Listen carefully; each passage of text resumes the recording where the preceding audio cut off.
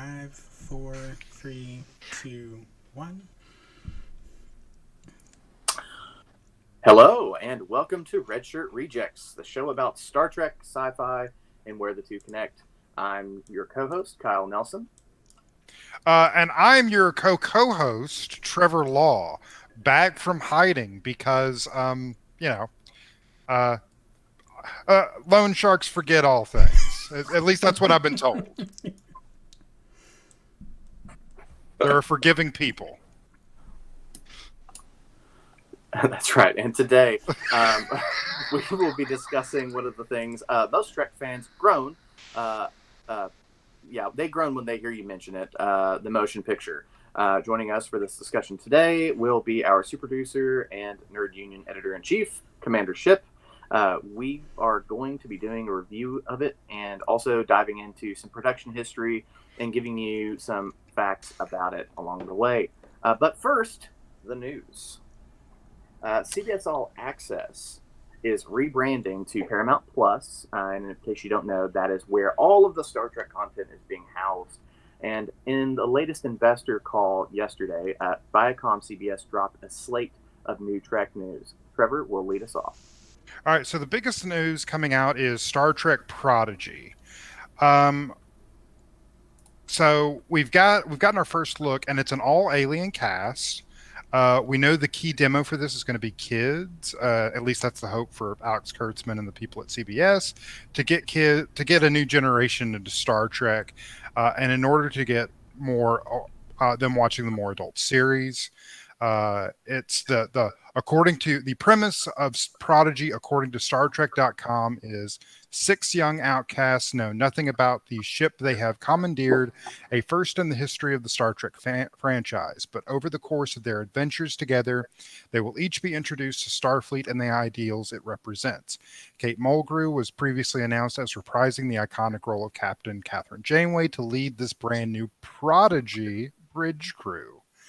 So I'm moderately excited about this. It could be cool. We're also going to be posting a link to everything else in there. Is there any other news that we need to cover, Kyle? Well, the next bit is going to be, from the people at TrekCore. They spotted in an interview with Alex Kurtzman, the main producer and sort of super showrunner of all of the Star Trek universe. He was giving an interview to Variety and said that the Michelle Yeoh-led Section 31 show is still a go, but is on the back burner for now. The goal is to only have 5 Star Trek shows in production at a given time and to show those about once a quarter, so they have like a Star Trek quarter. They don't intend on debuting a new show until one of those 5 shows runs its course. The current 5 are Discovery, Picard, Lower Decks, Strange New Worlds, and the forthcoming Prodigy. Which, honestly, if I'm going to be honest, Michelle Yeoh is really busy right now. She's in like a new Marvel movie coming up, and she's always like really, really busy. So I doubt she'd be available for anything until after either Picard or Discovery concludes. My guess is that Picard will only get 3 seasons, and then they'll slot in a Section 31 show, while they configure a successor for Picard to roll out after Discovery concludes. It takes them about 2 years to develop, produce, and release these things as it is. So I think that's pretty realistic. And then, Trevor, I believe you have the last bit of news about the new Trek novels. Yeah, they're releasing a bunch of Trek novels. Those notes are not in here, so I'm going to ad-lib them to the best of my ability. We're going to be putting those in the text below at some point. And it's a bunch of novels. I don't know anything about them. I don't read Star Trek novels. All right, I'll tell you. So there are 4 novels that are coming out. One is called Wonderlands, written by Una McCormick.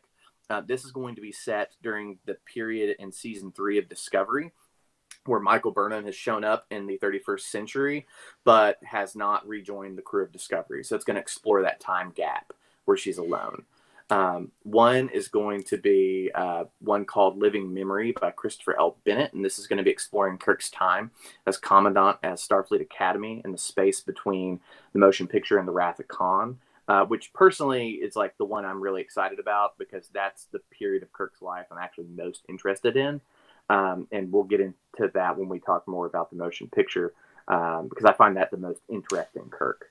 Then there's one that's called Shadows Have Offended, following Dr. Crusher and Troy during season 7 of TNG, and then a Rios-centric Picard novel, which actually sounds really cool. It's about Rios going to the wild space with his ship for the first time and falling in with a bunch of bad guys, some of which seem to be from the episode of TOS where the mobster planet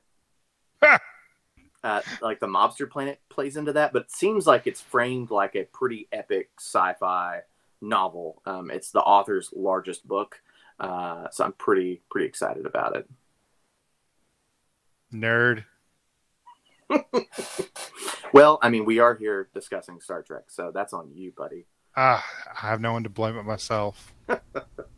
And well, while everybody is here, you can subscribe to Nerd Union at our Facebook, YouTube, and Twitch channels to catch our weekly shows. You can catch our weekly Nerd Roundup, State of the Nerd Union, Mondays at 8 p.m. Central, with hosts Jerry Maynard and Steve Fox. You can watch our resident critic, The Commander Ship Show, as he dives into movies and TV every week with co-host Major Tom.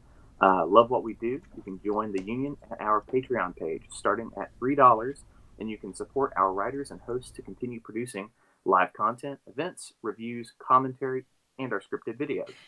Subscribe or I'll throw a Coke can at your nose. Good. A full one. Good Lord. That would be assault, my good sir. No, because it's not a condiment. Idiot. Assault. All right. Well, now that we've got the news and the plugs out of the way, we have our extended discussion on Star Trek: The Motion Picture, what I consider a much maligned masterpiece. So, Masterpiece? let's take our general thoughts. You go first, Mr. Ship. Well, as I was talking offline with Kyle about this, whatever it was with our library, they only had motion picture for a while, and we just didn't grab it from the rental store for a while. So the one I had most, like, could watch multiple times was the motion picture. So growing up as a kid, I definitely got a lot of appreciation for it. But as I got older and got to watch the better Trek movies, getting to finally watch Wrath of Khan, good Lord, that face. It was harder and harder to go back to motion picture. And then once I got much older and was able to give a more critical eye to it, I'm like, I can't do this. So yeah, even the child wonderment that I enjoyed from it, just not enough for me to like enjoy putting myself through watching that entire thing. Yeah. That said, as we talk about it, there are some things that just immediately jump out to me of like, oh, I would fix. There's some things in this that are easy fixes without reshooting anything that I think would help improve it immensely, make it just flow a lot better. Trevor, what about you? So it wasn't as bad as I remembered it being.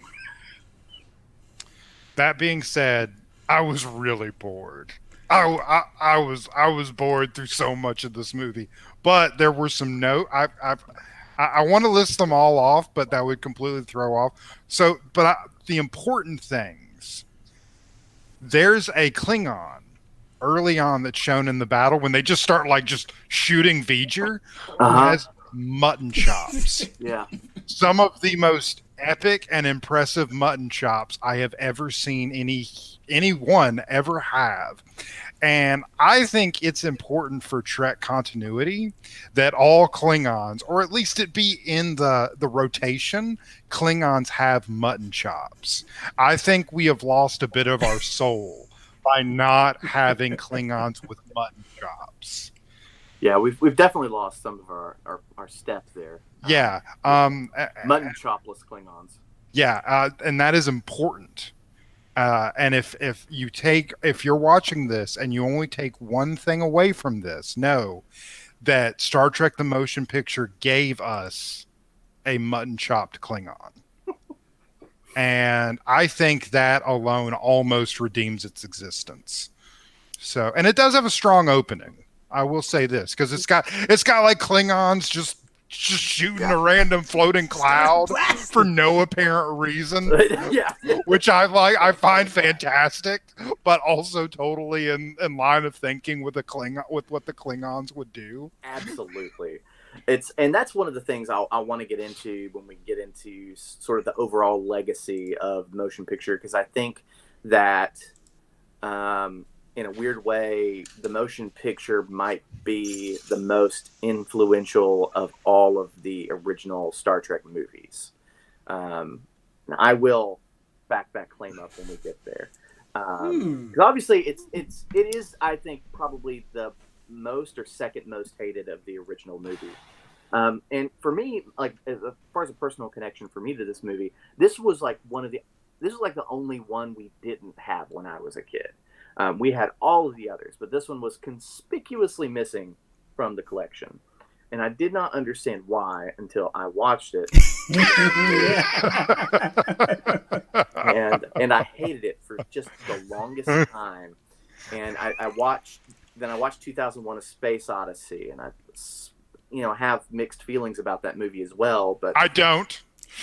But and then sort of, inside joke, we would just call it 2001: A Space Wannabe is the phrase we would use for the motion picture.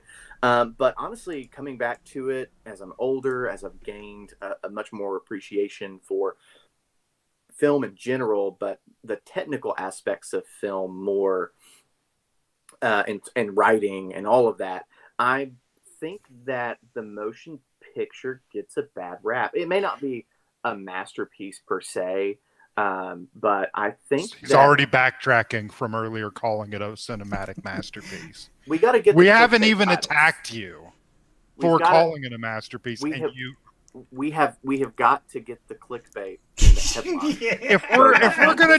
If we're gonna do clickbait, like we might as well put a lady with a bikini as the thumbnail, and then put our ugly faces on there immediately after. Well, let's go full force on this, guys. As Scotty would say, he would love to get a hand on her ample nacelles. Yeah, there we go. Like, let's get that old picture of Jerry Ryan and Jadzia Dax that they used in all the promos, even though those two characters never interacted. So anyways, the first thing I want to start with is the thing that when you are, because, I guess we should talk about which cut we watched. So there's two cuts of this movie floating out there. There's the theatrical cut and the director's cut. I watched the theatrical cut for my rewatch. Whatever the hell was on CBS All Access. That's the theatrical. Okay. I believe mine was theatrical as well, just from last night. But Okay. I have watched the directors before. But I have a question and I need it answered. Okay. So that wah, wah, every time V'ger shows up. Yeah. What the hell instrument is used? Is it a synthesizer? Like is it a guitar? What is that? I honestly have no idea. Okay. Well, they need to use it constantly. They needed to use it more. They need to use it in. What is this orchestral bullshit that's trying to give it this timeless quality? No, man. Steep it in the 70s. Steep it in that weird synthesizer mix thing. And if we're being fair, so we're going to get into the music now, is what I wanted to get at with asking about the cuts, because the theatrical cut opens with the overture, so the music is just right there in your face. But this movie is in a way ahead of its time with regard to the synthesizer usage, if that is what it is, because the synthesizer wasn't being heavily used in cinematic scoring until the early 80s. So this coming out in 79. But I'm not sure it's even a synthesizer, because it's a sound I've never heard before. So on that, it's called a blaster beam. It's like a very long, almost kind of rod of metal that you. So it's got like steel wires kind of running down the length of it. So like when you, because of the size of it, when you strum that, it just reverberates down the entire, like 12 to 15 feet long. Beam. Okay. So yeah, that's All right. So That's like cool. I'm saying this unironically. They should have used that in every single scene. Every single shift, every single transition. It should have been whoa. I would have been like in it. I would have been so in it. I might have wanted to gnaw my own arm off, but I would not have pulled my eyes from the screen. So with the music, let me take the mic back, Trevor. Taking it away. So yeah, no, I really, really love the score of this movie. Jerry Goldsmith is the person who scored it. Although he did, I was listening to the commentary for the movie earlier today, and one of the things that they said is, so they, right when you have the first act break end and it's going into the second act, there's a shot of the Enterprise flying through after they're done with the wormhole. Which actually the wormhole bit might be in the second act. I haven't looked at the script, but and that's moving, and there's a little bit of the original series theme that comes in, and Alexander Courage, the composer for the original series, actually is the one who conducted the orchestra when they recorded that. So he was brought in and involved on some level with the score of this film. But obviously, I feel like we all know the main epic theme of this from TNG. Because this is, but as much as I love the original score from the TV show, like this is the sound of Trek. It just is like, and I know, because that was a good point as well. Because you get the TNG, and even in because Rafa Khan, Voyager. well, I was gonna say like, but Rafa Khan starts to change it a little bit, and they kind of waffle back and forth. Like you always hear the main theme again, or kind of like in that suite, and they're like, okay, here's how we're gonna change the suite for this movie. Rafa Khan kind of changes it the most, and then the other ones kind of go back to kind of toe the line back with the and then Undiscovered Country, probably the one that's the most like. So I put like Rafa Khan, Undiscovered Country, most dynamic on it. Yeah, agreed. Yeah, because Cliff Adelman did the score for 6, and then James Horner did 2 and 3. I'm not sure who did the score for 4. Oh gosh. Or 5, but yeah, I mean, 4's score is interesting, and it's fun for the movie that they're telling, and it being in a contemporary setting. I feel like 5's score is mostly just a ripoff of, I can't remember it. The motion picture. I mean, it's the same theme. They use the TNG, the classic TNG, the motion picture theme as the theme for 5. And of course, Jerry Goldsmith ended up doing the themes for DS9 and Voyager, in addition to TNG after this. So yeah, I mean, the score he makes for this film becomes the sound of Trek when we think of Trek for the next 20, 30 years, which I think is really interesting on a legacy level. But from a music level, how did you all think it impacted y'all? It was something that you noticed as you were watching the film.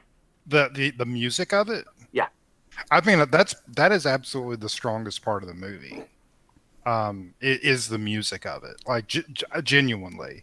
And that's something, the music and the visuals are what its strongest thing is. And I will give a polite golf clap to that. Yeah, because I know we're going to get to cinematography later, but specifically with the, we talk about it a lot, the Enterprise pan, and you just, the shot, and we're like, what is speaking going of which, on? It is 3 minutes and 30 seconds long. Yeah, I love it. Almost exactly. It's actually even longer because before they start that, they focus on the space station that Kirk beams on for almost a full minute. And then they leave space dock. Now that's much shorter. That's like a minute and a half. But remember, because there's the pan around the hangar, and yeah, you can't really see it. Oh no, it's obscured, so it's like, we got to give you a good shot of it. We got to still come around. So So there's 6 minutes. Oh God. Okay, we're just gonna have to have in a whole that 10 segment. minutes. on Yes. this. Do you want us to? Okay. Do you want Yes. us to pause and come Let's back get to it. it? Yes. We're just Yeah, just absolutely. all of the different topics we want to hit: cinematography, acting, themes, music, I don't, character arc. Let's all because talk about it. I've got a whole section on the costume. Yeah. And Well, I need that. we will absolutely discuss the individual segments later on. But like, let's just dive into all of it Okay. with this sequence. Goldsmith's theme. This You can thing. hear struggle bus happening about halfway through it. Because I noticed it as I've watched it more and more that there's just this point where it's like, what else do I do? Because I can't keep striking this thing. So fun fact, actually, that was not a struggle bus.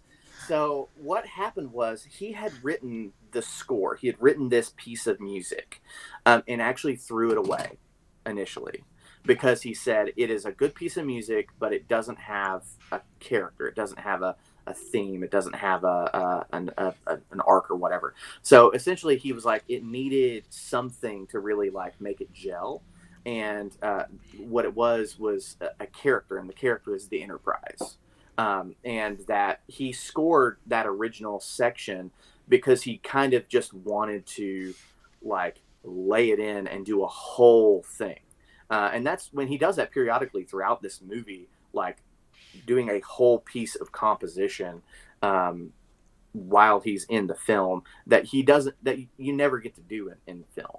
You never get to write a heroic epic, and that's actually filmed in its entirety.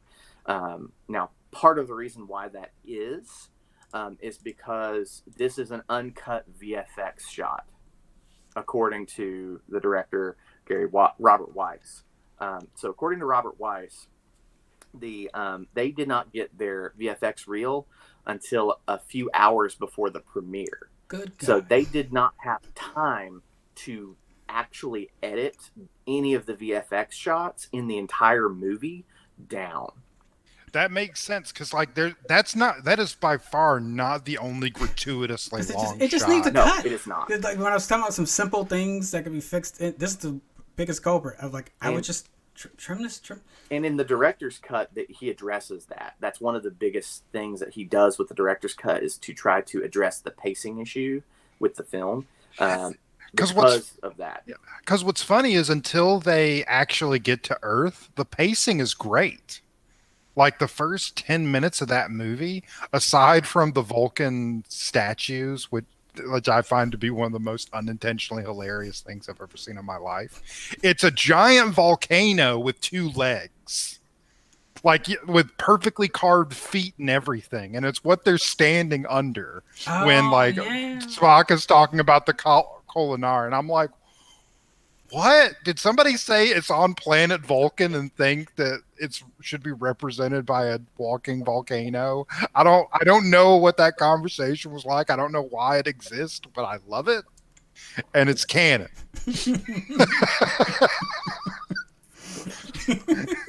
But yeah. But yeah, the pacing is fine until you get to those weirdly long VFX shots. So I have kind of like a shameless love of this sequence. Shameless, because not only is this is one of those sections in the film where I feel like the score does almost all the heavy lifting.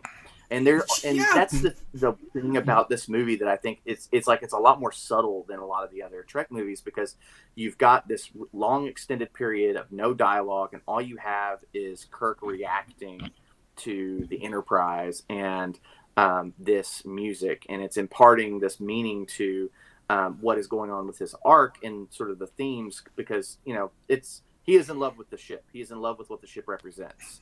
It is like, it's his past, it's his prime, it's the time he was captain, he was the king. This is freedom. It means everything to him. It represents all of his wants and desires, and also the lies he tells himself, which I'll get into into a little bit. But like the scene really like is a really great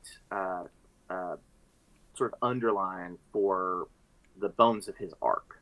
And without it, and honestly, I think even with it being trimmed down, you lose a little bit of that. I don't think you do at all. Like, because the interactions between him and Decker, like they do a very, like they could have just added another 3 or 4 minutes of those. Mm-hmm. Like, and honestly, I think one of the scenes that I thought was really weird, there was a scene with Spock, McCoy, and Kirk talking about V'ger, and Decker wasn't there. And he should have been there, because had he been there, it would have like brought back to the idea that Kirk is kind of the villain of this movie, at least halfway through, at least the first half of it. Because he's the old bull. He's come in, he's pushed this new guy who's perfectly fine. There's nothing wrong with him. He's got to the point of being captain of the flagship, so he's obviously not bad at his job. And you've come back in because you're all like, I'm the best captain in Starfleet, and we need the best to deal with V'ger. And yeah, and he almost blows up the ship within like 10 minutes of taking over. Twice. Because he forces them to go into warp drive before they're ready. And then he almost blows up the ship because the phaser array has gone through the warp drive. And I appreciate that about the movie, in that they're not afraid to make Kirk a pompous ass. Also, William Shatner looked fantastic in this movie. Like, easily the hottest Shatner has ever looked. Especially in the Admiral's uniform, which is, for the record, the only good uniform in the entire movie. Good one. The only good uniform. Holy crap, the uniform. I don't know, Bones is kind of pulling his off. As he had the beard on. No. He's Disco Bones. That's terrible. Disco Bones. But no, even when he's in his because he's got his collar. He's still got the V-neck. He's got a collar, a deep V, and a hair. gold chain. It is peak 1970s McCoy, and I loved it. And I was like, yes, it's Disco Bones, baby. Yeah. Moonwalk across that sick bay. Yeah. All right. So we've talked about that. Let's. My last thing was just to your initial point about does it help enhance. I kind of lean more towards I would like to have another dialogue moment. So I think, to be fair, maybe I'll go back and rewatch the director's cut at some point to try to see, like, does that shortening of it impact my feelings on him and Decker later on when they're wrestling over the ship and their roles on the ship. But yeah, it probably doesn't. I just have a soft spot for that because you don't get good, especially now in the new movies, you don't get good like shots of these models. I wonder why that is. What? Because they're. Anyways, moving on. Then and then the only other really big extended section of music I can think of is when they're flying over the V'ger itself, like the alien spaceship. I was cool with that one though. Yeah, it's really cool. It helps set the mood. You get a lot. It's like really creepy. Mm-hmm. Yeah, it shows the alien nature of what they're dealing with. Yeah. Like, it's like, okay, what is this? What have we walked into? The reaction shots, though, like, do I need everyone's reaction on this? Hang on. Yeah. Before we have to go back because there's an important note I have here, and I almost missed it. So the first scene between Decker and Kirk, the thought popped into my head is, one of these guys can't work in Hollywood anymore because, yeah. And it's not the one you'd think. Am I going to have to say that he's the dad from 7-7? He exposed himself to at least a minor. I don't know if it was multiple minors. It was probably. But yeah, most likely. Yeah, it's bad. That's And bad. and so the motion picture gets the dubious honor of being the only Star Trek movie that is starring a sexual predator, a known sex Which is a predator. shame because his Yeah, that's performance is fantastic. Yeah, he's great. He's yeah, great in he's it. real It's just, good. you know. Yeah, that's frustrating. All right, so way to bring it down, Trevor. With Just yeah, so facts. that's what I'm here for, baby. Let's segue out of that and let's go into the cinematography of this. So, I guess one of the big things to note going into this section is that, of course, the film was directed by Robert Wise. For people who do not know who he is, he was a really prolific director in the period prior to this. Probably the most well-known films that he directed that most people will know are The Day the Earth Stood Still, The Andromeda Strain, West Side Story, and The Sound of Music. And then he also served as the film editor on Citizen Kane. And in particular, the big thing that he took away from Citizen Kane was his love of what's called deep focus and the use of a type of camera lens called the split diopter. Now, was he also the cinematographer of the sequel to Citizen Kane, Citizen Pain, the action remake of Citizen Kane? I think no, probably not. That's unfortunate. They got Jason Statham for that one. What? Now, it's like The Simpsons. Like, there's the Kane from Citizen Kane. Wait a minute. Now, the actual director of photography was Richard H. Klein. And let me pull up his IMDb. He was a cinematographer for The Andromeda Strain, Soylent Green, King Kong, the 1976 version. Let's see. Death Wish 2. All right. That's that one feels like a paycheck. Battle for the Planet of the Apes. You know, one of the good Planet of the Apes movies. It gets us back to Jerry Goldsmith's Hang 'em score. High. So he did a lot of movies as well.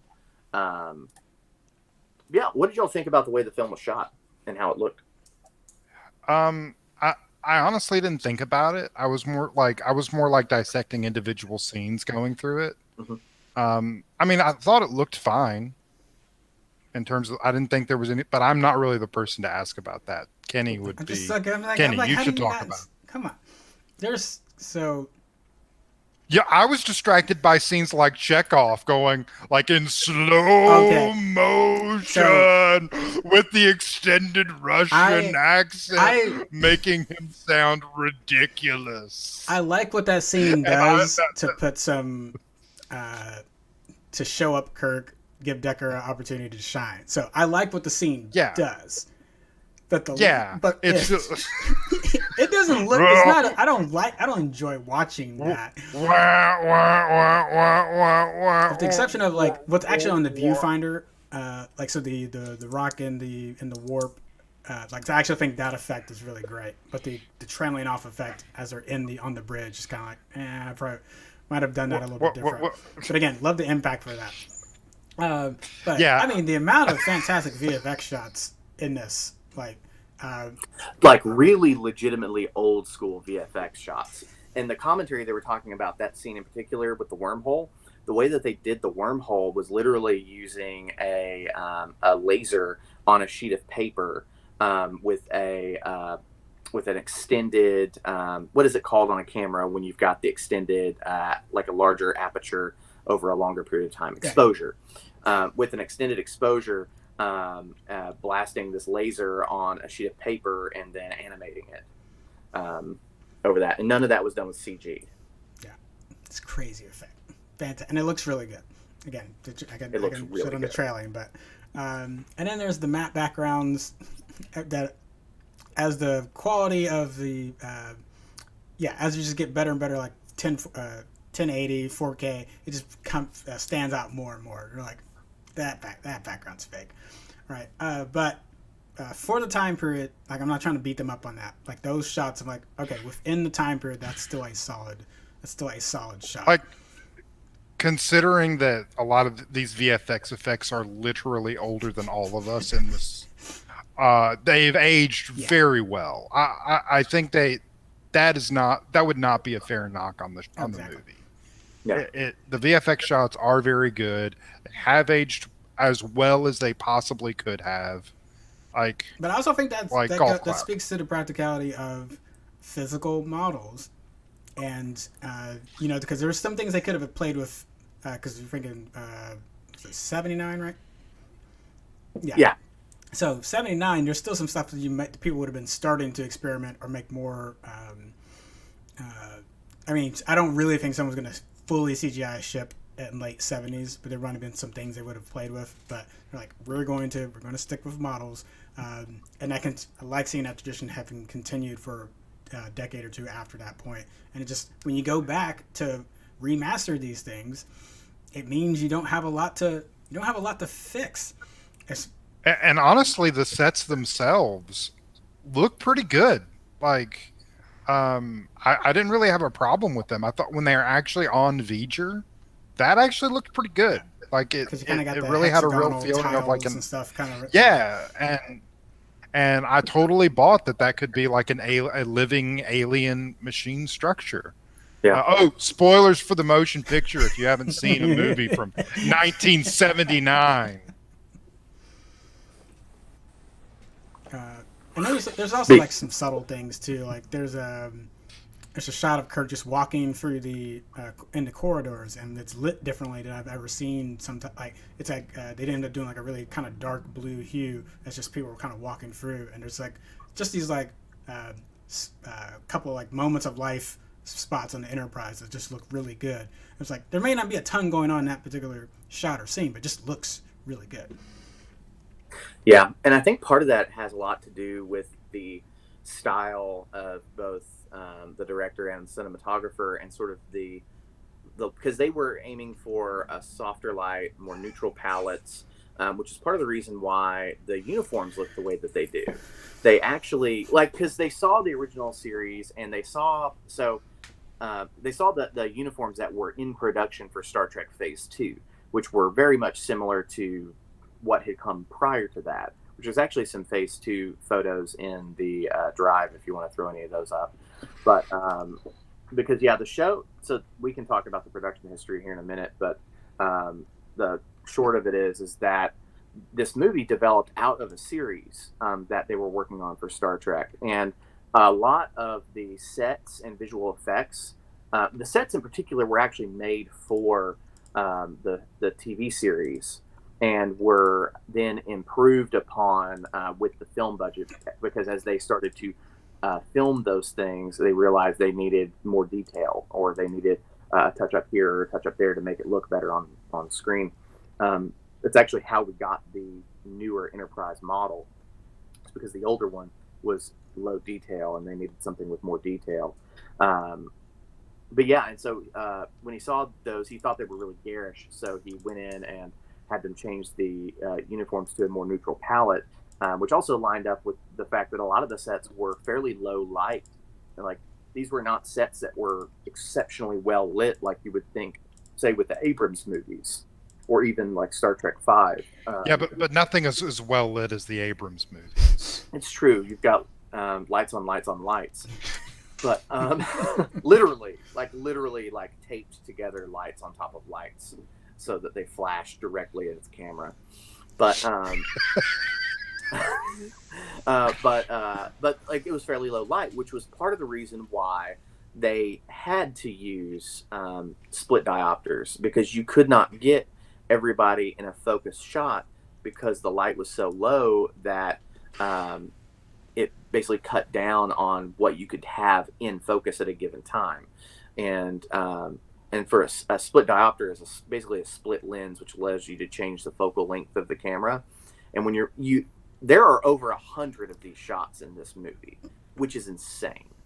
You never see that many. Like, some filmmakers, especially now when they use a split diopter, because most of the time you see an artifact, a visual artifact in the frame, like where it's fuzzy in the middle, and then you see these two people who mentally should not be should not be in focus, because you know how cameras work, you know how your eye works, you know if you look at something in the foreground, something in the background is out of focus, but it levels that out and it brings people who are in the background and the foreground into focus at the same time, at the same length.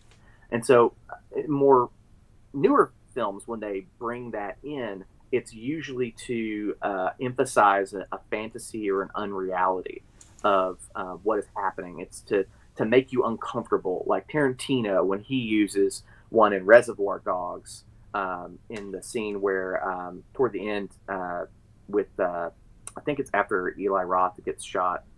Well, he's shot in the beginning of the movie, but it's later on in the film, and there's a really good split diopter shot, and it's to help emphasize that discomfort with the violence that's happening on the screen.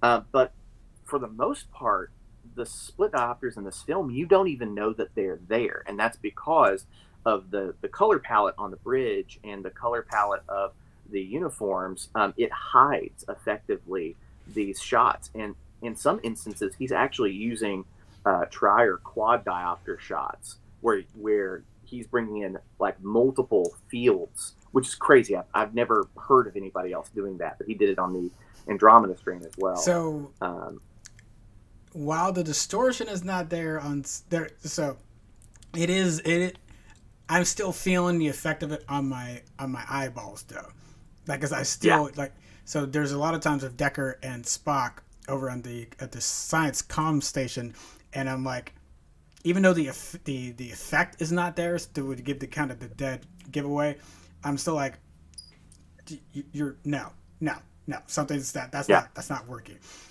or sorry, it is effective. It does do the job that it needs to do, but still my brain is like, something's not right here.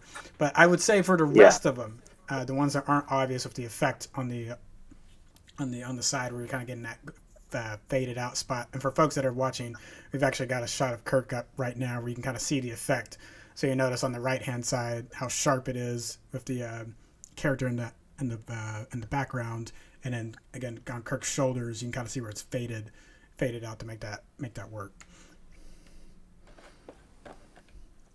Yeah, and there's like some scenes that are like, I feel like they were just there to show everybody in one frame, and it wasn't really adding intentionally anything to it like it would if a modern use of it. But then there were times where I agree, it felt like it was there and it was meant to be there to give you that sort of uncomfortable feeling of fantasy or unreality. And particularly, I feel like in scenes with Decker, it's the ones where I feel it the most, which I don't know if that's intentional or not. Any other thoughts on the cinematography or visual effects? Let me look through my notes.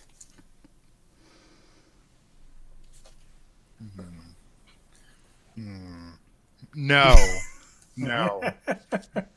No, I think I'm pretty good on that one. All right. So how about, what did y'all think of the acting in this film? So it was fine. Yeah, there might be one or two. I would say overall it's very good.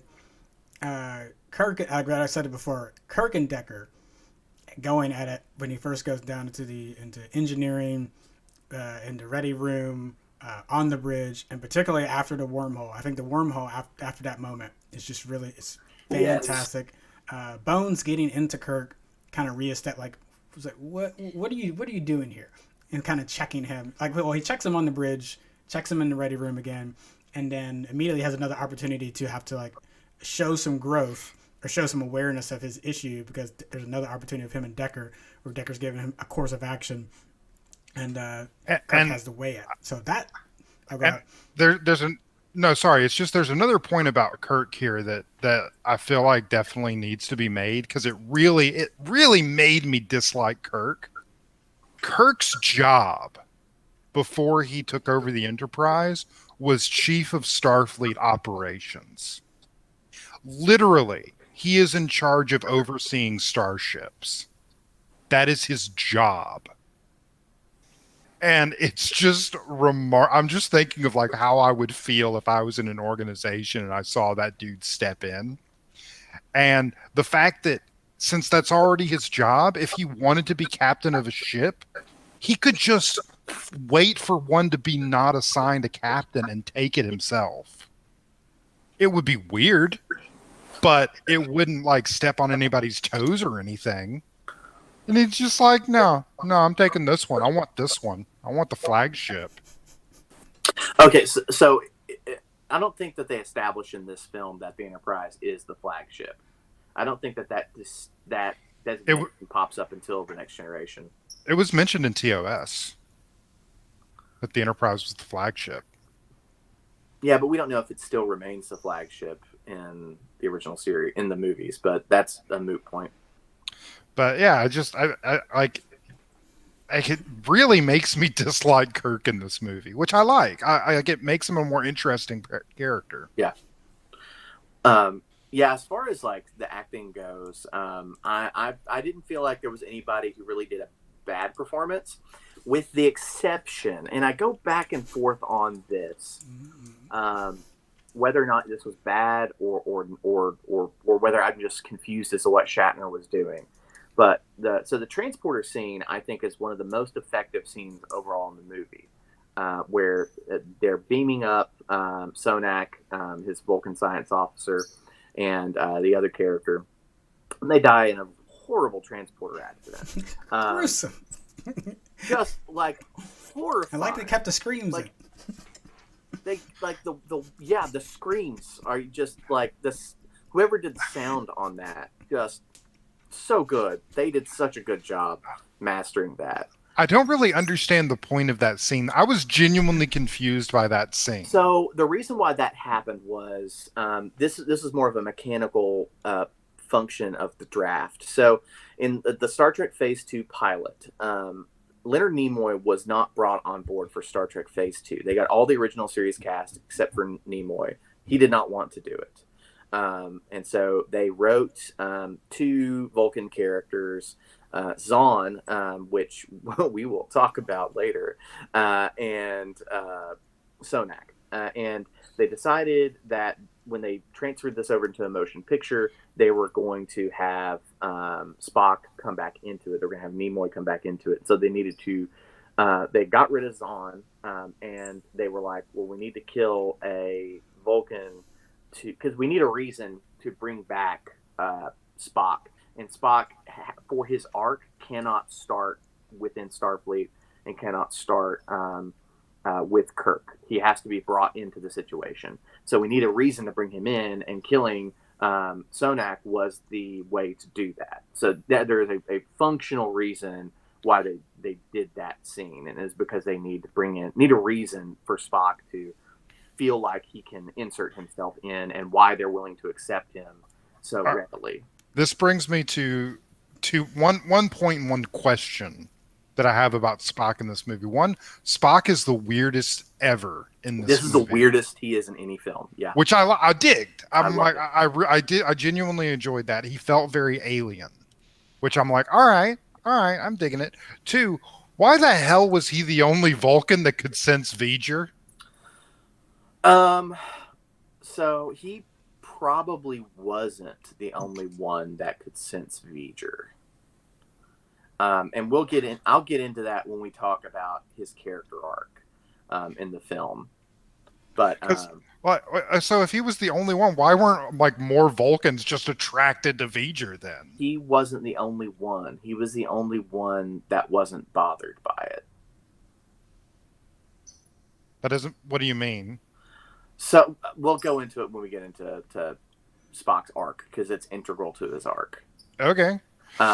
But right now I just want to talk about the acting specifically. Related to his, but yeah, I was just going to say the transporter scene's weird because, like, ostensibly 2 people that were a part of his staff just got murdered in a transporter, and he just has a kind of a flat reaction to it, and I think that's part of Shatner's performance for Kirk is a person who internalizes things. He doesn't outright react, and I think that's why he gave a subtle performance. But it still feels like, because then he goes over and he's like, "Someone give me he goes to Decker and like, give me a Vulcan science officer," and it's like it makes it feel like Vulcans are kind of disposable to him. Yeah. And it's just the way that performance choice plays out. I think in the script, it's fine, but the way he chooses to do it makes Kirk feel calloused and hard and not in a good way. Yeah, absolutely. But I think that personally, that made me dislike him more, because it also, again, it played into the fact that he doesn't care about any of these people. Like at the beginning of it, he is stepping on people left and right to get what he wants. Yeah. And it feels like he brought Bones in specifically because on some subconscious level, he's like, I will destroy everyone around me. Yeah. Um, So what were you going to say before that, Kenny? But Before I interrupted you. Nemo's acting, though, in that when he first comes on the ship, I think it's fantastic. And I know we'll talk about his arc a little bit more, but knowing what he was doing on Vulcan, I felt that was a very good. I just went through a process. I'm still and I was working very hard on that, and I'm not gonna be the Spock for like like I think he did a very good job of that initially, and it kind of like starts to adjust more and more as it goes throughout the movie. Yeah, and then finally when he reaches that final breaking resolve in the sick bay, when he's discussing, what V'ger is missing, is just so good.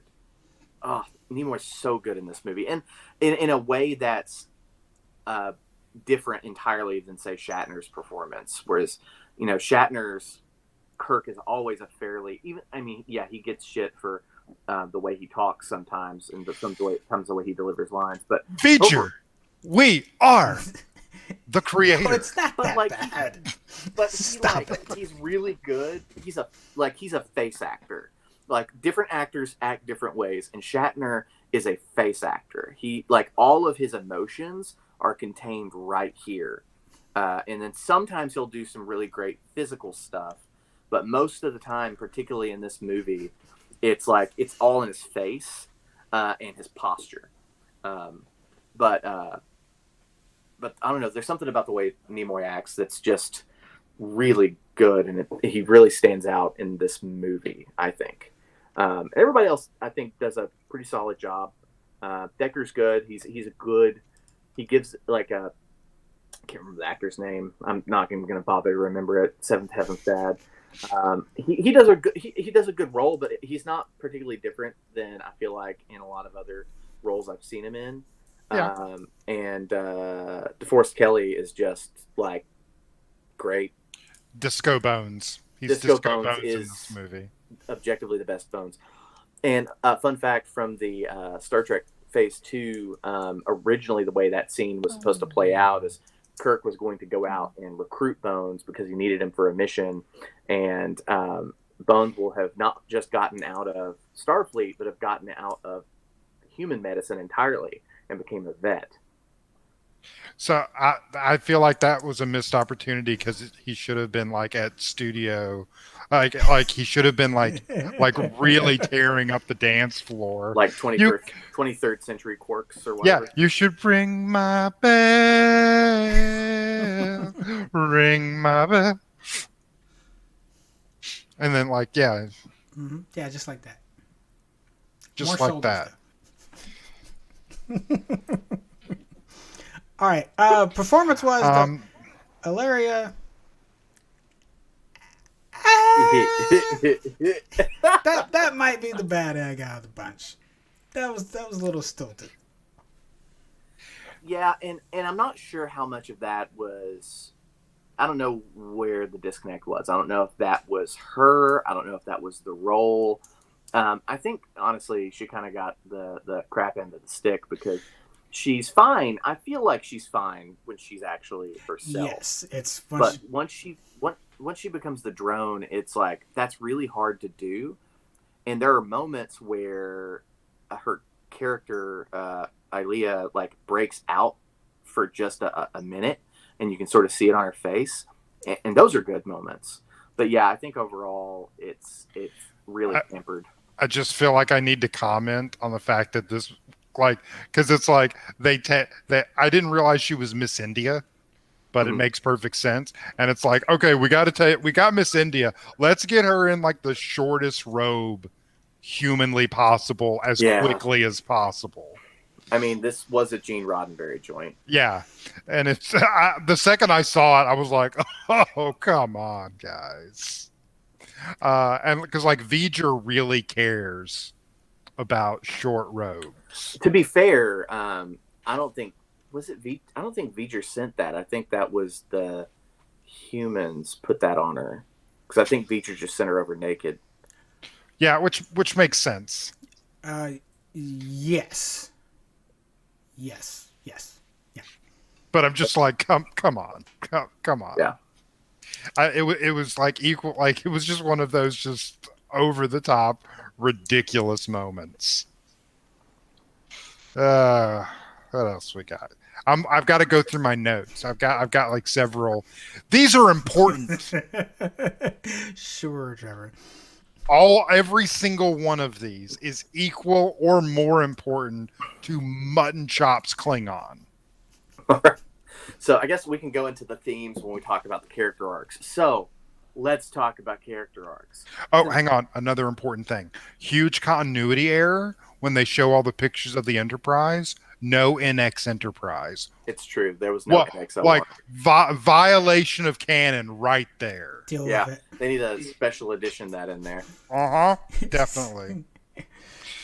I just at some one point wrote, "Oh God, another long shot of the Enterprise." Then it just was it followed by, "Oh God, God no, oh no, oh God no." Nope. No, it's just like goes in V'ger's butt is right after that. No, man. Aperture shots for. I am very glad I am not the only one that thought that.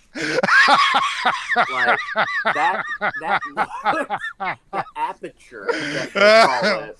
You mean the anus? It just looks like the flag for the college and community. That's what it looked like. You mean E pluribus anus? Yes, it looked like that, and it moved like that, and people went into it and out of it, and because Spock gets pooped out of it at one point. He did, and yeah, that was a thing. Spock. I literally wrote Spock has a bad one night stand and then is pooped out. Because he go ahead. He mind melds with V'ger, so Apogee Studios is the one who did the VFX for this movie, and the V'ger model specifically with that V'ger model. Because they designed two, one of them wasn't used. That V'ger model was designed by Sid Mead, who did a lot of stuff, but the big thing people know Sid Mead for is the designs in Blade Runner. So he kind of was really influential in designing sort of like a neo-futurist aesthetic. So anyways, I thought that was fun facts. So as far as character arcs go, we've been talking about Spock, so I guess let's start with Spock. And really in general, like most of the Star Trek movies, like they do have arcs in them, but the arcs are usually reserved for just the lead. You typically do not have more than just one arc, and that arc is basically reserved for the captain.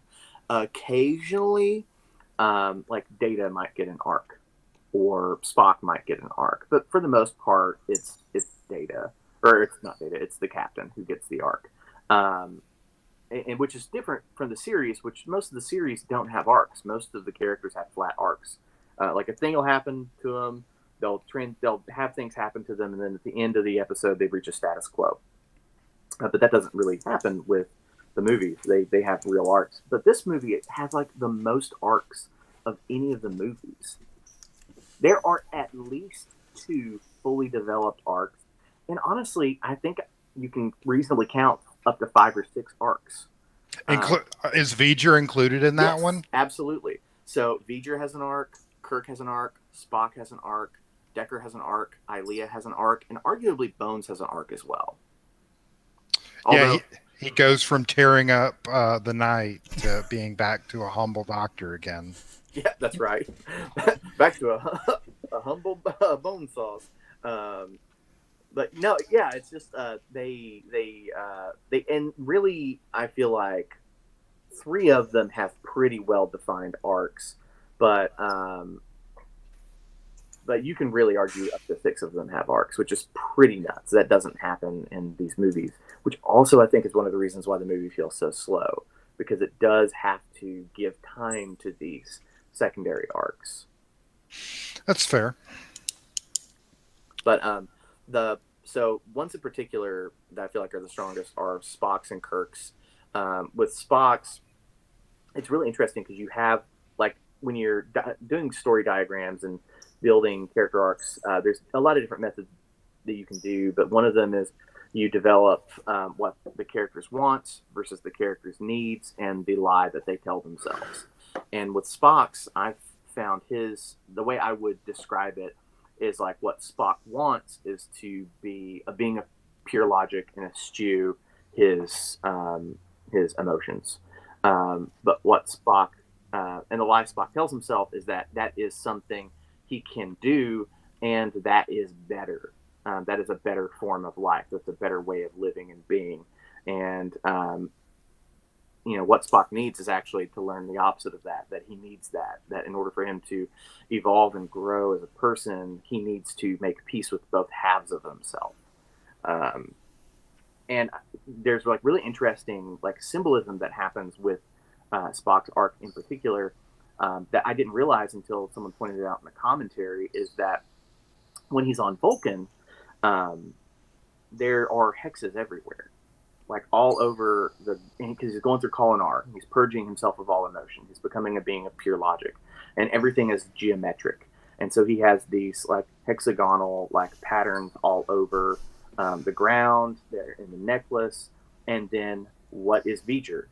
V'ger is a 6-sided object surrounded by 6-sided objects. V'ger is a being of pure logic. That's why Spock is drawn to him so much. The other Vulcans aren't interested in V'ger because it's something that they have already attained. Whereas for him, it's aspirational and he needs to go to it. And that's why he's drawn to it. And that's why he goes in and does the mind meld with it. And then he comes out of it in that wonderful sickbay scene. And they ask him about V'ger, and he's like, how does he say it? It's barely even words. He's like, V'ger can't do this. And he like holds Kirk's hand. And it's like, he can't touch, he can't feel, he can't feel. And that makes him incomplete. And that is, it's not a he or she, but it makes V'ger incomplete. And that's sort of where it's struggling. It's trying to learn and grow, and it's missing these pieces of itself. And one of the things I really like about V'ger is, aside from his beat boops being hilarious, is that V'ger is very clingy. Like when they actually get to V'ger and find out it's Voyager 6, it acts like a little kid. Yeah. It acts like a scared, freaked out little kid that has no idea what it's supposed to be doing and only knows it wants someone to hold it. And I really, really liked that. Also, I wrote, my girlfriend became a space probe. That's rough, buddy. But you get to join with it, so it's fine. So,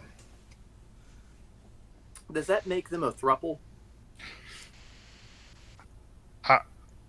I don't think. No, I think it makes them like one. I think it makes them the Trinity. Oh shit, you're right. I don't know. That's weird. Anyways, Because they all represent different aspects of the human mind. yeah, they do. So and only in coming together do they reach enlightenment or die, depending on how you want to look at it. Because they just disappear. They do kind of leave that a little open, although they seem to evolve into something else. And are never seen or heard from again. Yep. Just beings of You pure know that light. that. Yeah, maybe that's where Q comes from. Maybe that's the origin of the Q. That would be wild.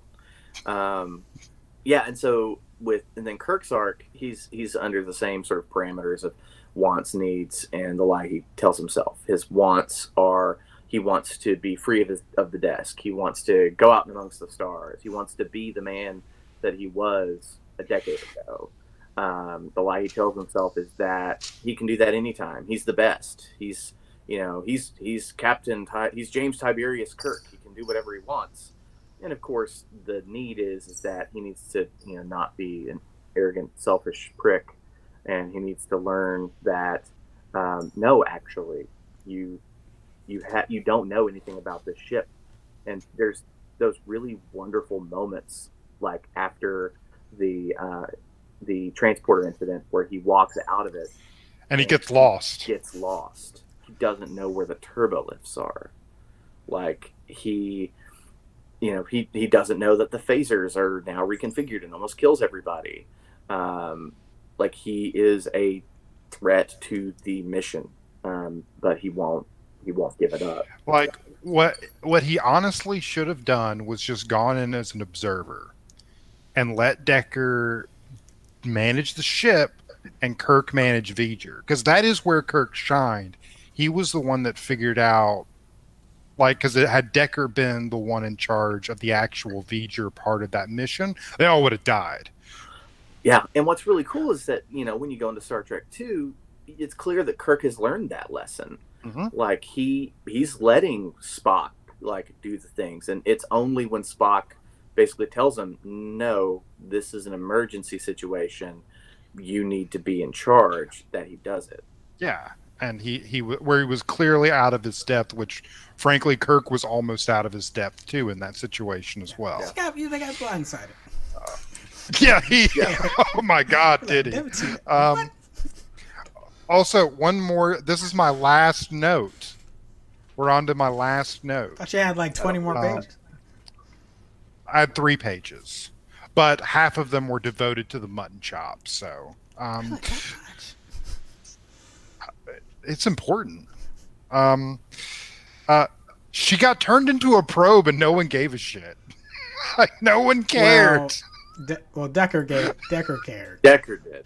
Decker cared because that's no one else cared that like a sentient being had been commandeered by some alien intelligence and was walking this lady around like a meat suit. There should have been some more concern expressed. Like they should have been horrified by this. Like, and they're just like, oh, another Saturday for us. Sucks to be her, I guess. Decker say? Because before the arguing about whether to go in. Like go into the cloud, and it's like I don't know if it's a necessary risk, and then he throws that line back at Kirk once she gets abducted. Yeah, and I'm just like, what? Like, I get that there are much more important issues because Earth could die. Yeah, but at the same time, that's a person in a meat suit. Well, like God, like I guess the other thing to remember is like they don't really know her. The rest of that crew it's only Decker really knows her. It's still a person in a meat suit. I didn't know her either, and I'm like Bones got turned into the meat suit. Right? That's what I'm saying. Yeah. Like I expect some level of concern. I expect some level of worry. I expect them to at least consider the ethics of just it being okay. Like, well, I guess we'll just have to deal with you later, you crazy alien intelligence. I mean, to be fair, this is Star Trek. People get vaporized on like a weekly basis. Yeah, but I was fine with Kirk. I'm fine with Kirk not caring. Yeah. I'm fine with Kirk just rolling with it. I'm not fine with people like Bones and the entire bridge crew being all like, Yeah. like I expected a Bones freak out of like, what? We're just gonna let this happen? It is true, and they do the scans of her, and they're like, "Oh, hey, it's a meat suit. Wacky." What wild shenanigans!" But I mean, it's not really a big deal because she was a woman, so. Damn. All right, It's not like there's that subtext is definitely in that movie. Yeah. What was your thought on Arc Skinny? I mean, I generally agree, and I liked things that have stood out as I've watched the movie more and more is V'ger and Spock's like duality there of what does V'ger need and what does Spock need. Spock having that realization and the timing of it. He correctly calling out that it's effectively a child. To Trevor's point, that becomes immediately apparent when it's throwing it's effectively a tantrum. A being with godlike powers is throwing a tantrum. Honestly, we're talking about if anything would have made me shit my pants more, would have been there in the bowels of V'ger and been like, holy crap. It's like, because again, we tried to put in the codes. That's not working. And it's like, this is not like just like putting a child over, like burping a child or trying to get them, putting a binky in, anything to try to get them to calm down. Like it's, you already had the lessons from previous in the movie to know what it could do to you if you do not acquiesce. Yes. So it tossed 3 Klingon battle cruisers aside like they were nothing. And this isn't the first insane AI that they've all dealt with too. So Yeah. like they've got the Nomad probe and the M1 computer. Yeah. Or is it M5 Multitronic computer? I can't remember. But yeah, they've dealt with insane AIs that didn't want to do what they needed to before. So yeah, that's an issue. There's I guess I don't really want to call it a mini arc, but watching this and then I want to rewatch Raffican soon. But there's Scotty's concerns about the way Enterprise is treated, and again, he's definitely there, and he's like, Captain, I'm going to make sure that it's ready to go, and I'm going to make sure that we're good. But there's concerns he presses in this movie that I feel like make when they first get attacked by Khan hit a lot harder because he's stressed these about like yes, I'll get it ready, but Enterprise is still having this number of issues and then we're going to go back on it. Yeah. And again, when he has his nephew? It was his nephew, that yeah, passing away because of having the initial attack. Like I think you remind yourself of Scotty's warnings here and like kind of go right into watching Raffican and see if like does that change your perception on when he's giving you that level of concern. Michelle Nichols and Chekhov, and They're barely in it. Yeah, they got paid. They got paid. They were there to get paid. Is when. And same with George Takei. He's barely in it. Like he gets a little more screen time than either of them, but that's it. That's literally because he's at the front of the ship. Like correct. He's in the eye line of Kirk and Spock. Yep. The only thing I would say, even rewatching last night, that doesn't quite hit well for me is Decker's decision. I guess we're supposed to.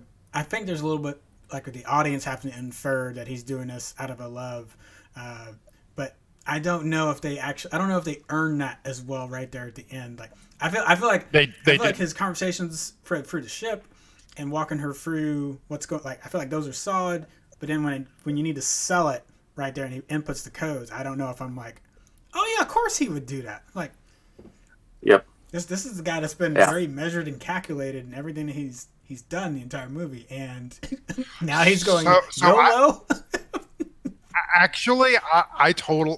Weirdly, I actually bought that because it was measured and calculated. Because V'ger was about to kill everyone on Earth.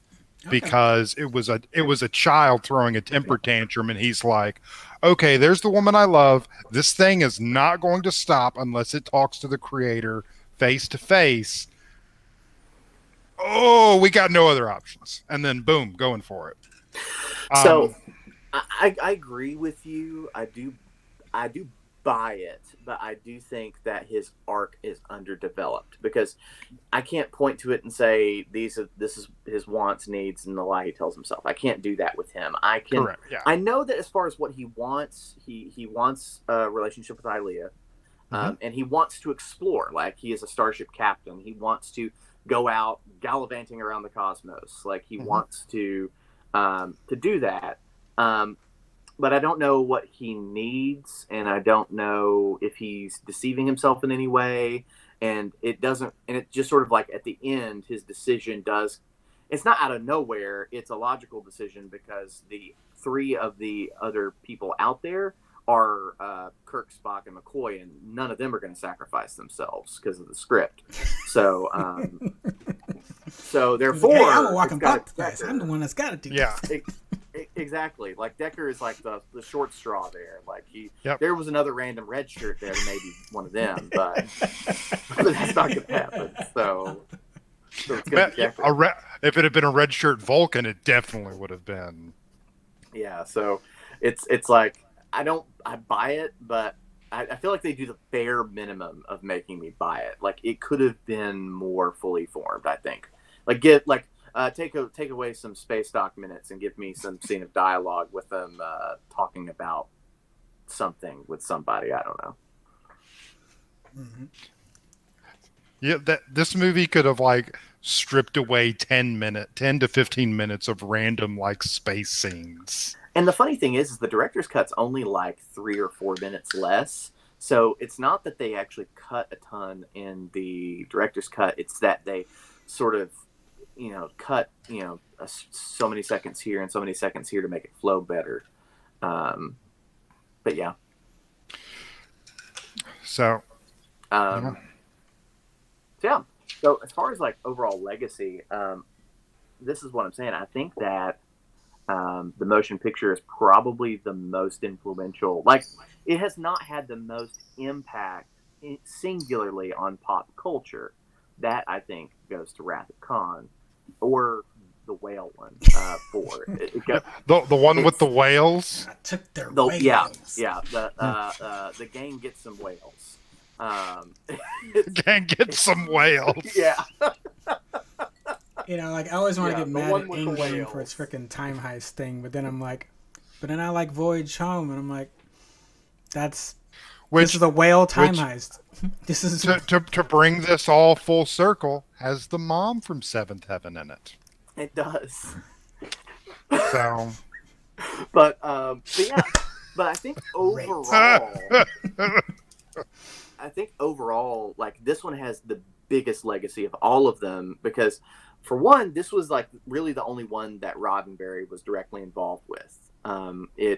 So it has a lot of components in it that are then recycled and reused later on in Star Trek. Like, you have Decker and Ilea specifically become Will Riker and Deanna Troi in Next Generation.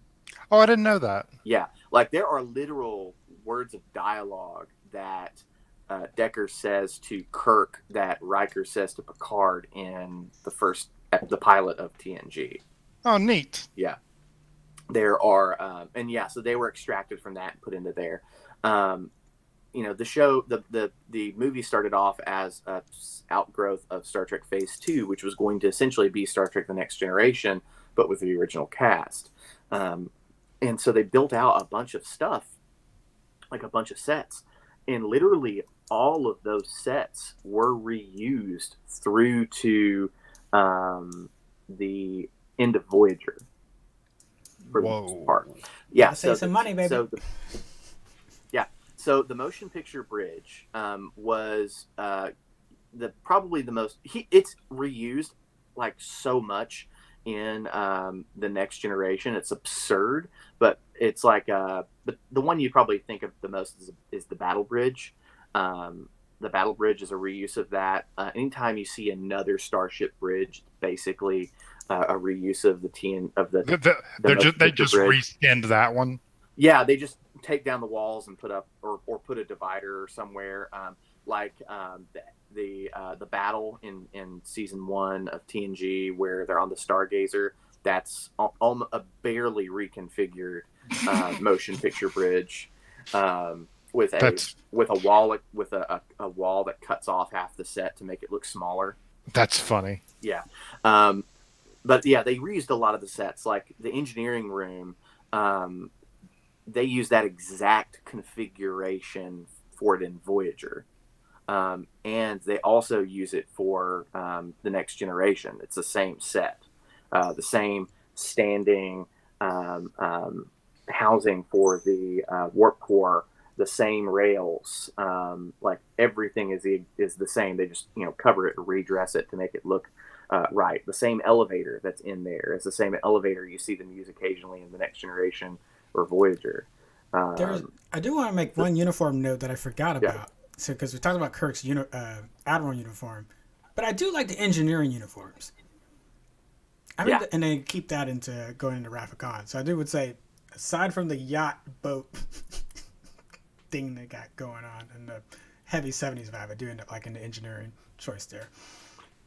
Yeah, I really like those. I like the idea of engineers using coveralls because like they do that in real life. So plus it's like a protective gear in case because they're dealing with plasma and stuff. It just makes sense that they would have something like that. Yeah. And then the other one that they reuse in the movies is the security guard armor. Oh yeah, those are reused for a long time. Yeah, those are reused for a long time. But a lot of like the corridors in this are like straight up the corridors in Next Generation. Like some of them are literally the exact same corridor. They just repainted it. Gotta save them dollars, baby. Yeah. I mean, I'm cool with that though. That's neat. And one of the fun facts I learned too was this isn't necessarily about the legacy of it, but like they used the same transporter pad lenses from the original series in this, and those same lenses were used throughout the successor series in their transporter room sets. But yeah, so like a lot of the visual language comes from the motion picture. We've discussed how the music comes from the motion picture, but I feel like honestly a lot of the themes and aesthetic of the way that the writing worked in this really impacted. I think you see it most clearly in the first 2 seasons of The Next Generation, but a lot of like the weird alien stories are stuff that they really go into in those later series that do not get explored in the other movies. We do have one note on. All right, Steven. They're saying, I think its legacy was that it was bad enough that they knew they needed to make a change and got Meyer to write direct Wrath of Khan. Well, we're acknowledging that. Yeah. I mean, I think, and I think, spoiler alert, we're going to talk about Wrath of Khan next time because we're going to go through all the movies. But like the main reason that I can't wait for Star Trek V. I honestly can't wait. I really like that movie. I like all of them except for Into Darkness. Into Darkness is technically a movie that it is technically a movie. You know what, Kyle? Just for you, I'm gonna sell Into Darkness. You're gonna be the foil. If you can sell Into Darkness, I'm gonna sell it. Right, I'm gonna sell it in the worst ways possible. I want to see that challenge. But the reason why they brought in Nick Mayer and the producer Harv Bennett was because wasn't necessarily. I mean, yeah, this movie did get critically panned, but it's because the movie was just ridiculously expensive and it didn't really make a lot of money. Like there was not enough. Their ROI on the movie did not come back the way they wanted it to. So they wanted somebody to make a movie quick and dirty. And that was still like a good quality. And that's what they did for the rest of the Star Trek movies. Like write a Star Trek movie that can come in under $20 million and gross, $100 to $200 million, which they did pretty consistently. Yeah. And that's Star Trek's place, a reliable workhorse. Well, Yeah. okay, so I'm going to tap into the Abramverse just a little bit. Because there's an alternate history out here where they get a start, not necessarily this particular script, but there's an alternate history where they get a Star Trek movie out before 1977. And if you get a Trek movie out before 77, before Star Wars changes everything, and maybe even if it was the same story, but again, I think you still would need to do something else. Like I'm curious what would have happened if that happened. I think it would have not. I honestly don't think it would have made a big difference because like Star Trek the motion picture is so similar to 2001: A Space Odyssey that like critics may have liked it a little bit more, but audiences might have been slightly more willing to watch it, but I don't really think it would have changed a whole lot. Yeah, I would agree with that. I think that audience expectations, because definitely Star Wars tooled the audience to expect action with these kind of tentpole movies. Maybe less so than what we expect now, but they did expect fun adventuring. And this movie is dark and existential. Yes. It is not an adventure. It's not a space adventure like the other movies are. It's broody, and it forces you to think, and it challenges assumptions, and like Kirk's kind of a jerk, and yeah, like all the characters start off in a place that they are not used to and are actively uncomfortable with, and the movie works toward getting you to the status quo of the show you remembered. Yep. And so it does challenge a lot of those things. And I think that's one of the reasons why the movie isn't as admired or liked by a lot of fans, on top of the pacing issues and some of the wonky effect things. The thing I appreciate the most about it is a genuine space adventure where it doesn't feel like, because in 2 and 3 and 6, like the antagonist is a person. It is like they are fighting other people. They're fighting aliens in space where they're not really fighting V'ger. They're trying to figure V'ger is not an antagonist. V'ger is a puzzle. And I think that's much more in the spirit of Star Trek. And I think that, honestly, that is more interesting concept to me than what most of the later movies are, which is some variation of Moby Dick. For like half of the Star Trek movies that come out afterwards. I know two of them. Well, two of them. But you called out 2, 3, and 6 specifically, and those are those. Three is not Moby Dick. It is, three is not Moby but Dick. 3 and 6 are the ramifications of 2. And First Contact. Yes. And Insurrection. Insurrection and Nemesis. First Contact is explicitly Moby Dick, but Insurrection is not Moby Dick. Nemesis. Was it Insurrection? Nemesis is not like Moby Indian. No, Indian no, reservations. no, because the characters are flipped because Ahab is the bad guy. Oh, Picard's the white whale. Okay, Yeah. I could see that. Yeah.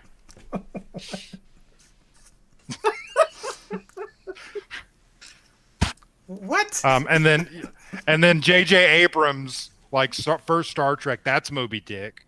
Only the white whale is Spock. No. Okay. You can't those are just revenge stories at that point. You can't just say all revenge stories are Moby Dick.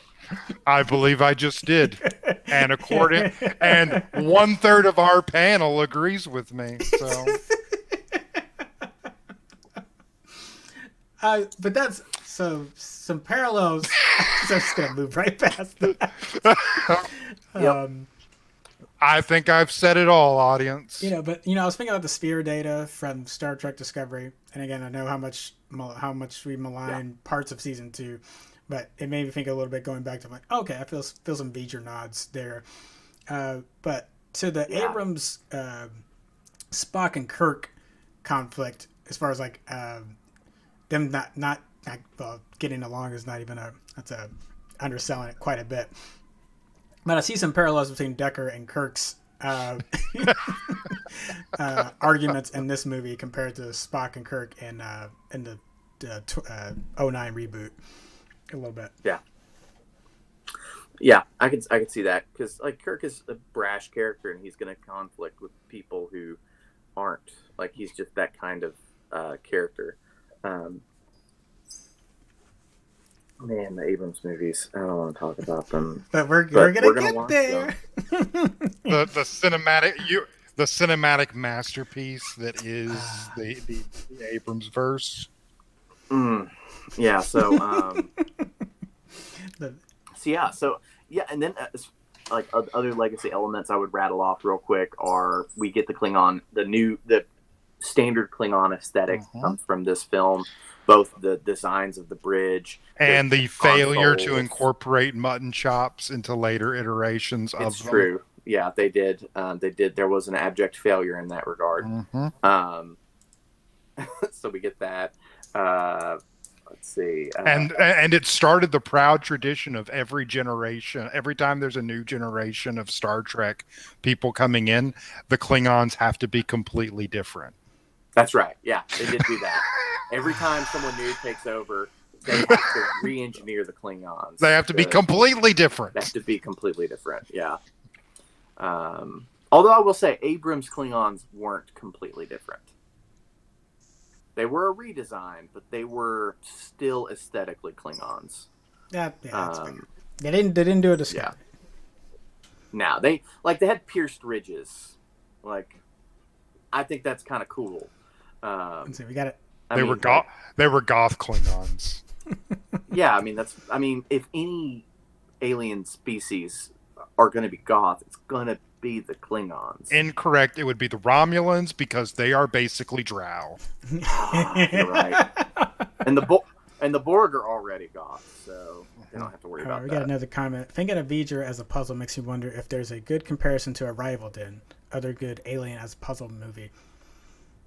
Oh. You know what? The thing that immediately stands out to me is how they interact with V'ger, or how each Epsilon station, the Klingons, and Kirk and the crew of the Enterprise, they're like, what protocols are we going to throw out, or which ones are we going to work with as we're like, because clearly these guys got vaporized scanning it. And yeah, because the Klingons tried to blow it up. That didn't work. The Epsilon station just scanned it, didn't do anything else, just existed and scanned it, and they got blown up. So third time's the charm, guys. Because there is that progression of like, all right, chill out, and then once they're in, Kirk's like, well, they're taking us to the inside now. So if they wanted to destroy us, they could have already done it. So scan away. Yeah. So, and also one of the things we didn't talk about that this kind of touches on is that the carbon life forms that V'ger encounters are also the same kind of puzzle to V'ger. Yes. V'ger can't understand them, and V'ger is always referring to them as an infestation, that they're infesting the Creator's world and the Enterprise, because those things are living things to it. Yes. But the carbon life forms aren't. And that is something that Gene Roddenberry and the writers and everyone to do with the motion picture, that deserves credit. Yeah. Like that is a hard choice to make. Like, that is a hard thing to do on film.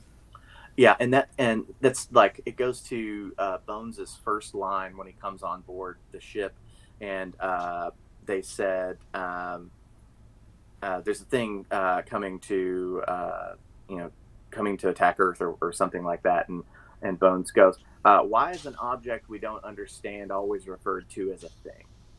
And I don't know why, but it's a really great line. I really like it. It's been stuck in my head for a week. Right? It's like there's a personage there. There it is. It's not a thing. It's a being. Well, at the time in Starfleet's defense, they had no idea if it was. It's absolutely true. But it's like they start with the assumption that it's a thing, whereas Bones is saying we should reevaluate that assumption. Mm-hmm. Who knows? We don't know. I mean, there was obviously some intelligence behind it, even if it was a basic one. Yeah, I mean, they've encountered like Abraham Lincoln's floating in space, so you never know. Giant green hand. Yeah, yeah, that happens. Like never, like just. We could spend hours, days talking about the madness that is TOS. TOS is just so delightfully weird in so many just ways, just deep and varied ways. It's great. I love it so much.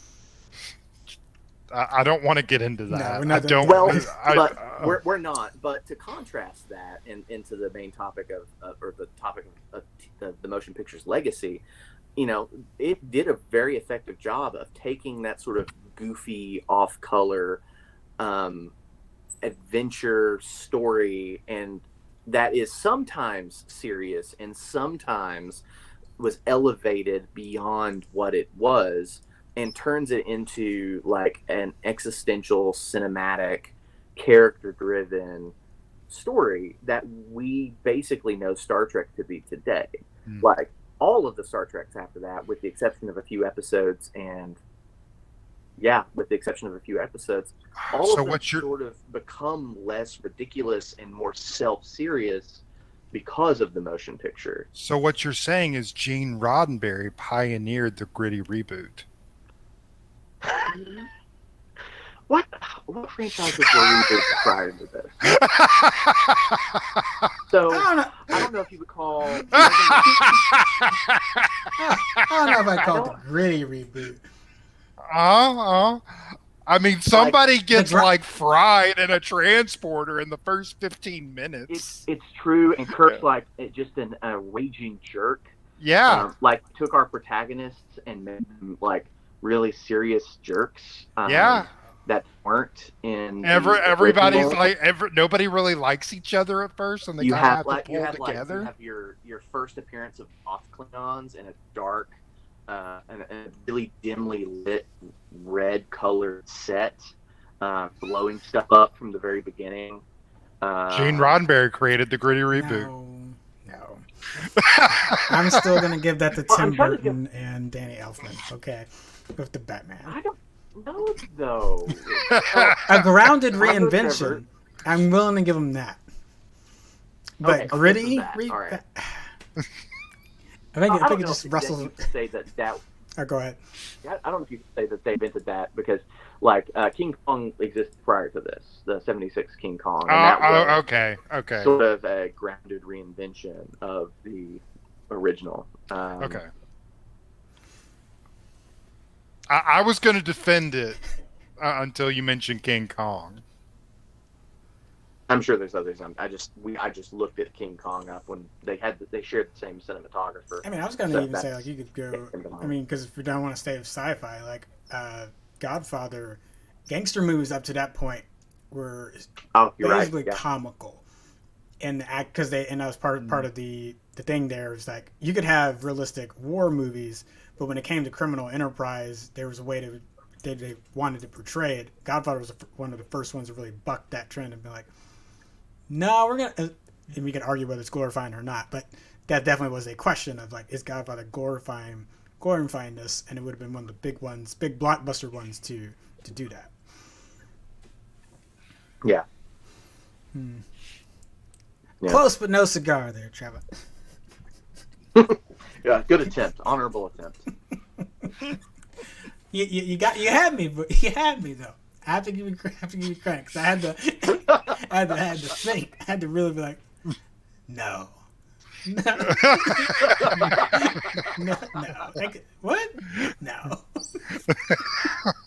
You would that would have stuck with you for a while if it had been the first one. If you had to be like Star Trek the Motion Picture invented the gritty reboot or whatever, it would have to. That would be like earth shattering. Yeah. It'd be great content for the site. People would be like, "What?" And I'd be like, "Hear me out." I mean, we could always say that. No one's stopping us. There are no rules on the internet. It's true. If I've been taught anything over the last my lifetime on the internet, it's that you can say whatever you want on the internet without consequences. I think that should be that. I think that's the episode title there. We can say anything on the internet Without consequences. Absolutely, there is nothing that exists on the internet. Yep. And now we're going to go right into our exclusive interview with William Shatner and Patrick Stewart. Oh, okay. Yeah.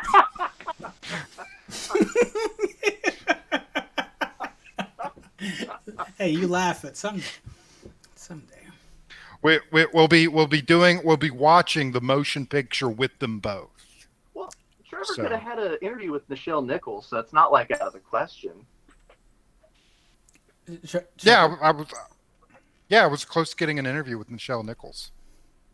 I ran into her. The Nashville Comic Con or whatever it was called, the Wizard World Expo or whatever. And she was kind of bored, but I don't think it would have happened because she was like not all there. Oh, God, and her hand. Yeah. So, but weird tangent. I did almost ask Charisma Carpenter. The only reason why I didn't is because I couldn't figure out a way to do it in a respectful manner. But I almost asked Charisma Carpenter at the exact same thing, what her relationship with Josh Whedon was like. I don't know if she would have said it, but I don't think she would have said anything either. Yeah, I was about to say, that was what, 2017, 2018? Uh-huh. Yeah. I don't think she would have said, but like that was when a lot of the stuff about Age of Ultron came out, and like there was just now beginning to be a lot of some stuff coming out about his handling of Justice League, and I was like, man, Charisma Carpenter's done a lot of stuff with them. I wonder what her relationship with him was like. And but there was no way I could ask that question because I was in part of a group, and if I had asked that question in a group, I would have gotten a canned answer. Like, there's no way she was just gonna. But she had actually she kind of liked me in the questions I asked, and I was kind of like helping the group. So if I could have figured out a way to get her one-on-one, but there was no way I could have done that. So it's hard to do that at a con. You gotta either know their handler, or you need to prearrange that prior to with exactly people. Exactly. So, it is what it is. Cool. Well, anyways, so what we're saying is that Star Trek: The Motion Picture is the most influential Star Trek movie of all time, and it's a great masterpiece that everybody should watch, and there's absolutely no problems with it. Yeah, because the internet's the points don't matter, and and we're just going to close this out now with a 3-minute and 30-second pan over the three of us. That's right. Or of this Enterprise. Let me do that. Yeah.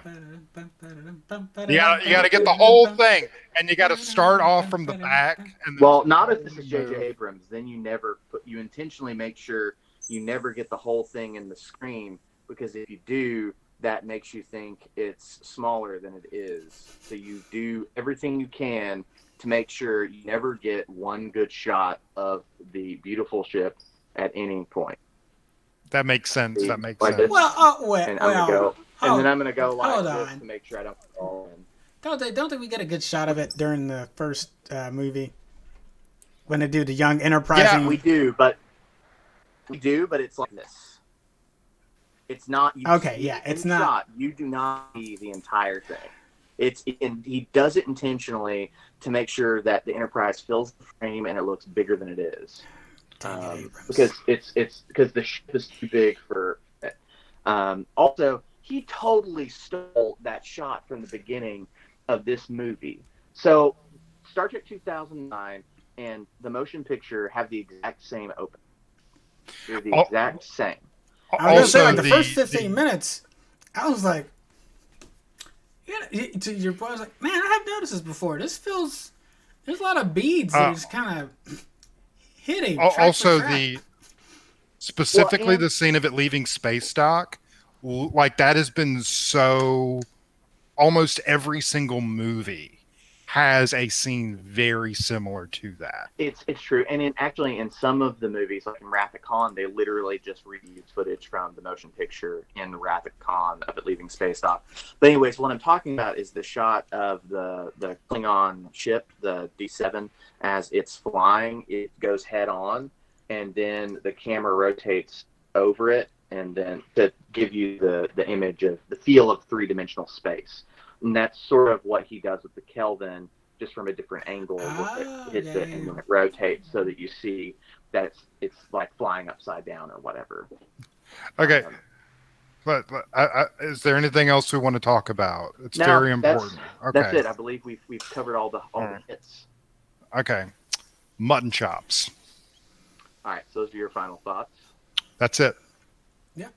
Mutton chops. I don't know if I'll write anything up, but I definitely think I would score this thing a little higher than previous Kenneth would have done.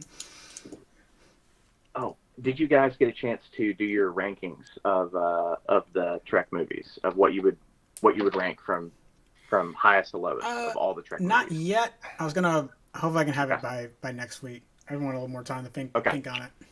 Yeah. What we'll do.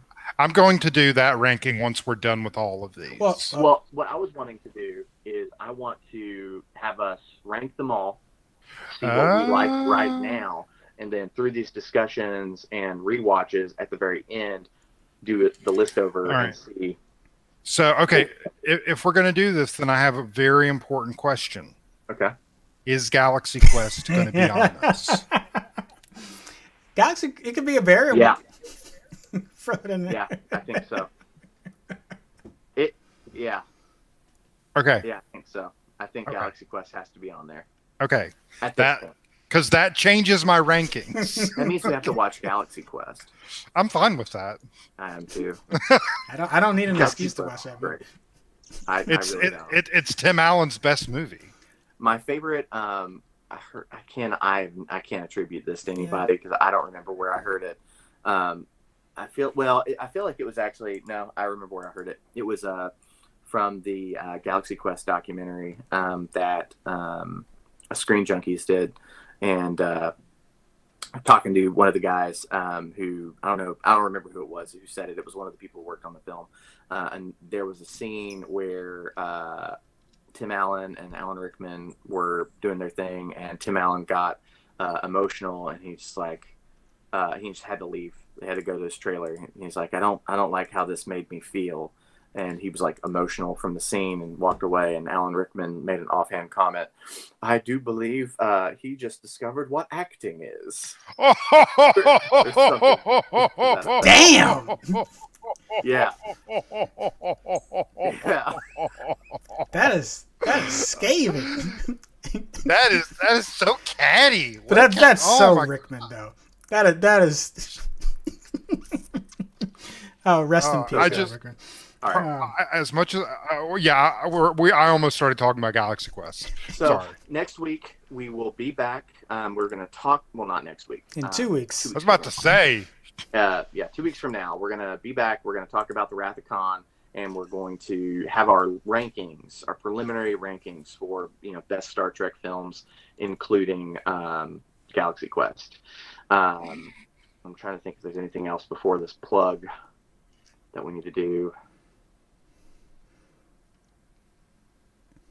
I think we're... One thing that may not be on the plug is Saturday night. We've got Train to Busan and The Raid. So we're watching that at 8 p.m. Central. So that I don't know if we got that updated on the notes, but... Nice. Will that be on Twitch? Yes. On our Discord. So check out the Facebook page, find the Discord link. And there's also an event on Facebook that y'all can check out and get a link for how we're going to watch it and get details there. Okay. How would they find a link on Facebook? Oh, I mean, you could just search on our event page on the event tab for Nerd Union, and it'll show you. We got an event up for the 2 movies. Okay. Cool. All right. Well, Trevor, is there anything you would like to plug? Mutton chops. You and these damn mutton chops. All right. So, for anybody listening or watching, you can subscribe to Nerd Union at our Facebook page, YouTube, and Twitch channels to catch our weekly shows. You can catch our weekly Nerd Roundup, State of the Nerd Union, Mondays at 8 p.m. Central with hosts Jerry Maynard and Steve Fox. Watch our resident critic on the Commander Ship show as he dives into movies and TV every week with co-host Major Tom. Love what we do? Join the union at our Patreon page starting at $3, and you can support our writers and hosts continue producing live content, events, reviews, commentary, and our scripted videos.